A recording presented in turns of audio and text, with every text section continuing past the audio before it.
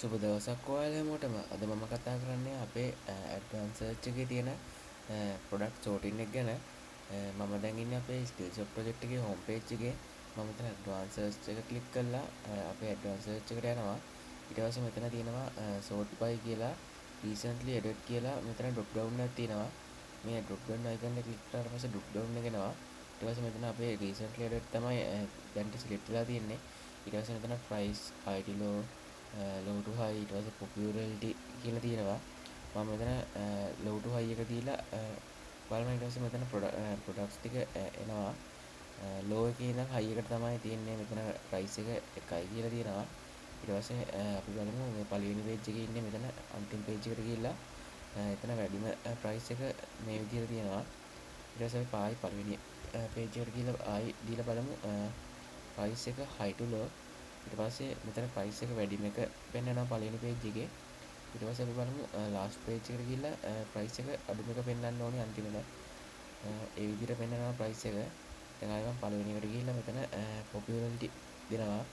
මෙතනදී පෙන්වන්නේ reviews count එක වැඩිම පිළිවෙලට තමයි මෙතන තියෙන්නේ. මේ විදිහට reviews count එක වැඩිම විදිහට ඇවිල්ලා තියෙනවා. ඊට පස්සේ මේවා නිවුස් ප්‍රොඩක්ට්ස් ඉන්න ඒවා රිවිව් කවුන්ට් නැහැ. මේ විදිහට තමයි අපේ සෝටින් එක අපි හදාගෙන තියෙන්නේ. අපි බලමු මේකේ කෝඩින් පාර්ට් එක කොහොමද අපි කරගෙන තියෙන්නේ කියලා. මම දැන් ඉන්නේ advancedproduct.php එකේ.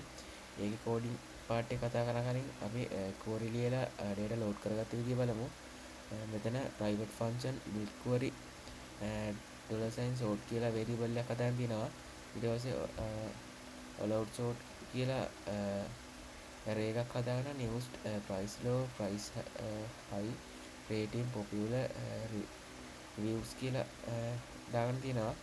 ඊට පස්සේ sort කියලා variable එකකට in array sort allow sort තියෙනවද කියලා බලනවා. නැත්නම් sort එකේ news කියන එක පෙන්වන්න කියලා හදාගෙන තියෙනවා. ඊට පස්සේ මෙතන return නැත් sort කියලා දාගෙන return කරගෙන තියෙනවා එහා පැත්තට. ඊට පස්සේ අපි බලමු advanced product.php එකේ coding part එක කොහොමද හදාගෙන තියෙන්නේ කියලා. මෙතන method ටික get එකකින් එන data ටික අල්ලගෙන තියෙනවා. ඊට පස්සේ id එක sort form කියලා දීලා තියෙනවා. ඊට පස්සේ මෙතන select එක ඇතුලේ options දාගෙන තියෙනවා. option එකට value එක දීලා තියෙනවා news price low price high rating කියලා. ඊට පස්සේ මෙතන අපි load කරගත්ත data ටික එක ඔක්කොම දෙනවා filters sorters sort කියලා. ඊට පස්සේ news කියන එක බලනවා ඒකේ මොකද select කරලා නැත්තම් selected එක empty විදියට තියෙනවා. ඊට පස්සේ මෙතන recently added කියලා අර text එක low to high high to low popularity විදියට තියෙනවා. මේ විදිහට තමයි අපේ sort එක හදාගෙන තියෙන්නේ. මෙතන sort by කියලා පෙන්නනවා. ඊට පස්සේ මේ විදිහට තමයි ඉතින් අපේ sorting එක හදාගෙන තියෙන්නේ. මෙතන product search එකේ මෙතන search product query එක හදාගෙන තියෙනවා. මේ විදිහට තමයි අපේ product sorting එක හදාගෙන තියෙන්නේ. Thank you.